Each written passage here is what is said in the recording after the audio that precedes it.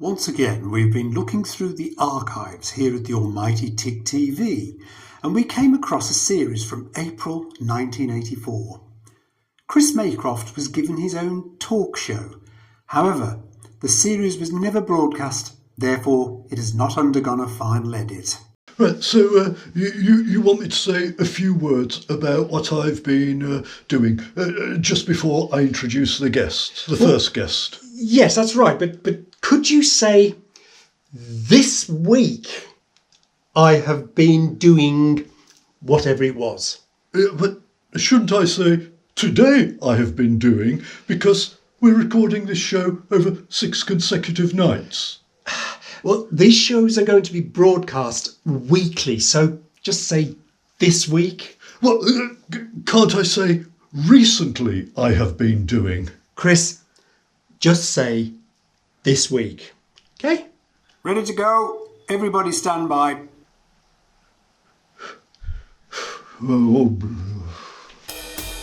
Ready to roll, Sinew, and go. It's going to be a long week. 5.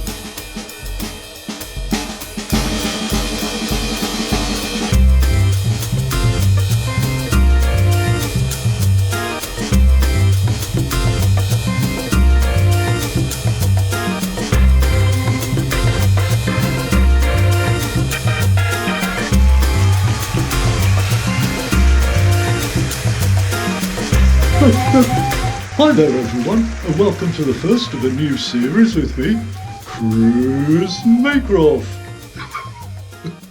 The television company, in their wisdom, have decided to give me my own chat show, where I shall be talking to some of the most influential people at the moment in the world of entertainment, sports, politics, and but firstly, what have I been doing recently?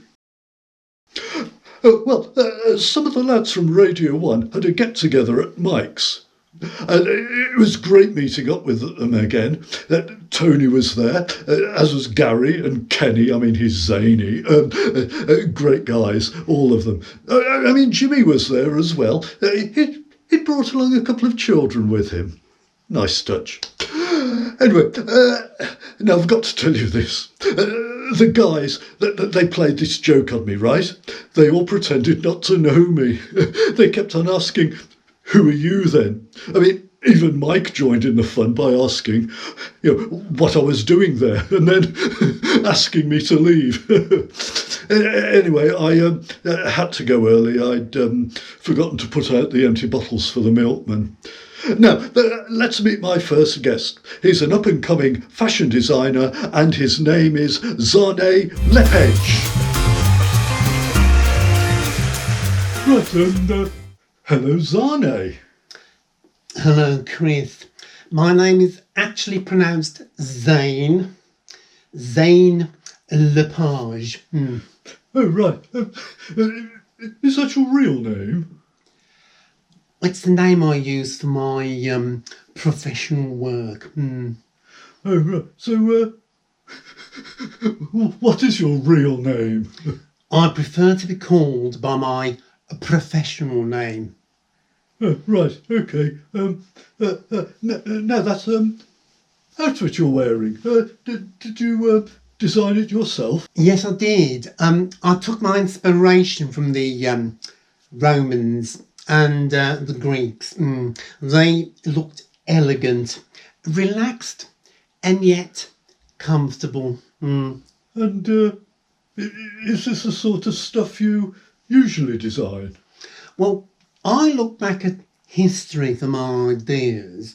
I take inspiration from the fashions of days gone by. And did you come to the studio wearing that? Of course. I mean, you may want to wear that sort of thing, but why don't you design clothes which ordinary people would wear? I mean, something like jumpers and slacks. That's what I usually wear, and I look cool and trendy, and with it.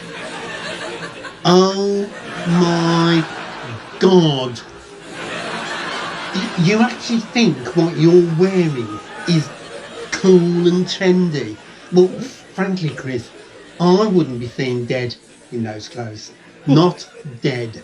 Well, I wouldn't be seen dead in that thing you're wearing. I mean, where are the pockets? Where do you put your wallet? Where do you keep your handkerchief? What you're wearing not only looks stupid, it looks totally impractical. Listen, dearie. My designs are sought after the world over. They can fetch thousands of pounds. Thousands of pounds? Are you serious? People pay thousands of pounds for something like that? I mean, listen, this jumper costs £9.99 and these slacks £15.99. I've had them a few years, but they're comfortable, practical, hard-wearing and trendy. You're delusional, dearie. Anyway, it's time to move on and welcome my next guest. He's a man who predicts the weather, and his name is Jason Stansway. Right, and, hello, Jason. Now, you work in the weather department, predicting what the weather will be like over the next few days. It's not a difficult job, is it? How do you mean? Well, don't you just look out of the window, check which way the wind is blowing, and see what's coming our way? No, Chris. It's a lot more complicated than that. We use computers and now satellites as well. We're also in touch with the weather stations in this country and, of course, around the world. So we can build a good picture of the weather systems around the globe and then predict how they'll affect us. Now, my old granny used a piece of seaweed she had hanging up outside the back door. She used to look at it on her way down to the privy at the bottom of the garden. It would tell her what was going to happen. And it was usually right. I mean, how many times have you got it right? Or should I say, more accurately, wrong? I mean, take last Thursday, for example. Now, the weather forecast said it would be dry, with cloud bubbling up in the afternoon. What happened? I put out 2 lines of washing. I changed the bed linen as well. And then I went to the shop to buy a tin of Spam for my tea. What happened? It poured down with rain. I got soaked and so did my washing. I've always been fascinated by the weather. I have my own station at home. I record the temperatures, hours of sunshine, how much rain has fallen. I mean, it's really fascinating to look back at the different weather patterns. In a way, that is what we also do. We check the records and the weather patterns from previous years to help us with our predictions, yeah. Of course, there are some things that you can't foretell. I mean, I know it's going to be off subject, but I was interested in what you had to say, earlier about taking your inspiration from the history for your designs. Do you look at the world in large, or is it just sort of the European past? Yeah. Well, Oh, the world at large. I mean, last year I based a creation on the whirling dervishes. It was like a long tunic which flared out just below the hips, as it were, and over a pair of culottes which finished mid-calf. What do you mean? Like a skirt? And you expect men to wear that sort of thing? Well, that sounds a very interesting take. Well, I stuck to the plain colouring for the top. Yeah, I'm not really into psychedelia, but the culottes were a fusion of different tones. So what are the... Anyway, it's time now for our musical spot. This week we have a group called Wadi, although I've never heard of them, and they're going to perform their latest single, Ugly People, Try Harder. Wadi.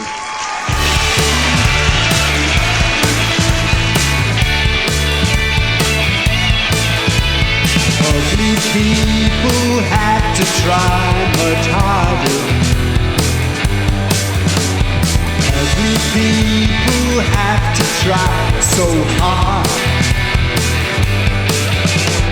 something I well know, for I'll never steal the show. Oh no, oh no, oh no. How cool I can be with the role models we see, like pop stars on TV, 'cause they don't look like me. Beauty is skin deep, a phrase which makes me weep. Those lies you can't keep, my only peace is when I sleep. Ugly people have to try much harder.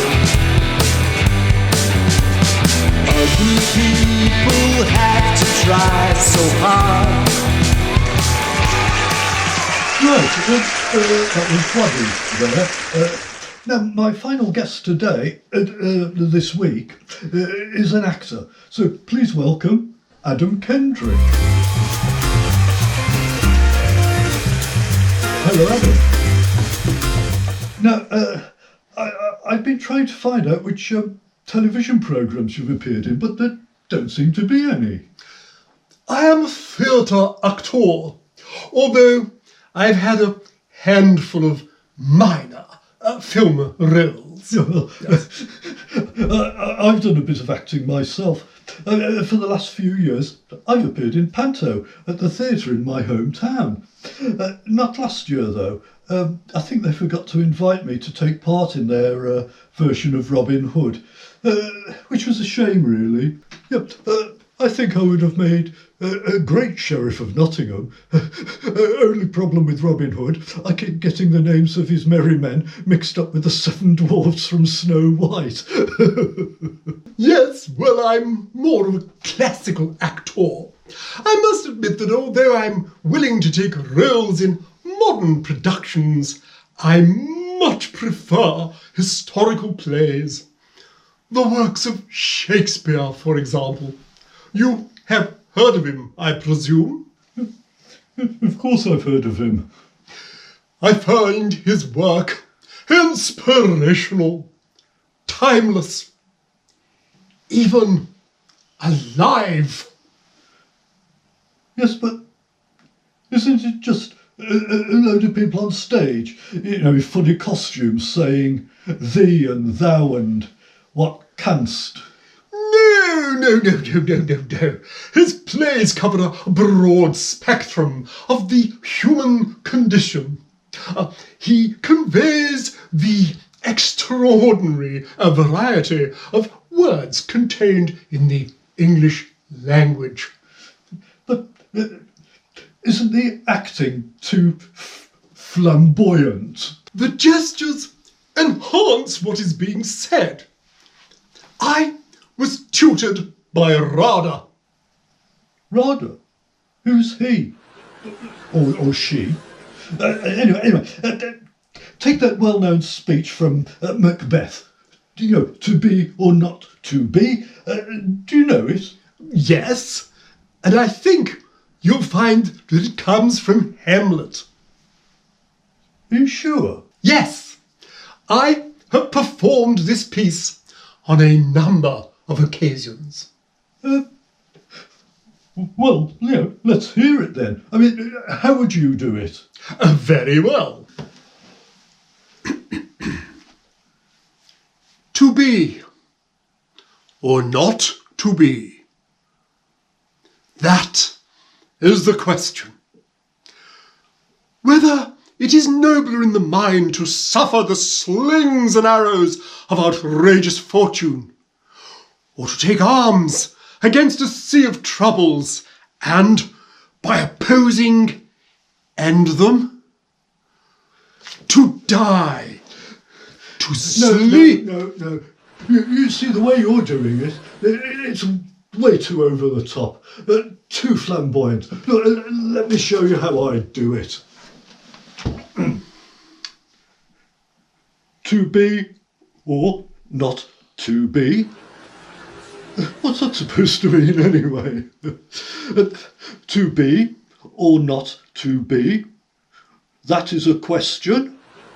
Whether it is nobler in the mind to suffer the arrows and things of outrageous fortune. Stop it, man! Stop it! You're killing it! You're killing the words! You're killing the words! Actors, so emotional. You'll never get far. Anyway, that's the end of this show. So please join me again next time. Good night. Call it a wrap. Yeah, great. Chris, at the end you said good night. You were supposed to say goodbye. We don't know if the show's going out in the daytime or in the evening. Peak hour evening, surely. Listen, I'm not happy about having two guests on together at the same time. They totally ignored me, and I mean, this is my show.